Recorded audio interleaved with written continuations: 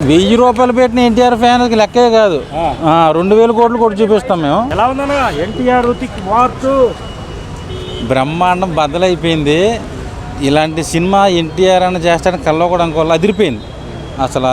బాలీవుడ్ హిట్లు లేక కొట్టుకుంటున్న హీరోలకి తెలుగు నుంచి ఎన్టీఆర్ అని తీసుకెళ్ళి జెండా పాతించి పెద్ద హిట్ కొట్టించారు. సో RRRలో రామ్ చరణ్ అన్న ఎన్టీఆర్ అన్న డ్యాన్స్ చేస్తే ఎలా ఉందో నాటు సాంగ్, దానికి మించి దీంట్లో 2 సాంగ్లు ఉన్నాయి, 2 చిత కొట్టేశారు. ఆ KR అద్వానీ కానీ ఇంటర్వెల్ యాక్షన్ ఎలా అనిపించింది? టెంపర్ సినిమా తర్వాత 6 ప్యాక్ బాడీ అరవింద్ సమేత తర్వాత ఈ సినిమాలో చూపించారు. సో ఓవరాల్గా అసలు అదిరిపోయింది. అసలు ఎన్టీఆర్ అన్నకి హృతిక్ రోషన్కి కొంచెం ఫైట్ సీన్ ఉంటాయి. ఇంటర్వెల్కి క్లైమాక్స్లో ఫ్లైట్ మీద ఫైట్ ఒకటి ఉంది. ఆ ఫైట్ అయితే అసలు దానికోసం 4-5 సార్లు చూసినా తప్పలేదు. ఈ సినిమాకి నందమూరి అభిమానులకు ఎన్టీఆర్ అన్న మంచి బిర్యానీ పెట్టించాడు. సో నాకైతే కింగ్ కాంగ్ బిర్యానీ తినట్టు అనిపించింది. అంటే 700 రూపాయలు వర్తేనా మూవీ?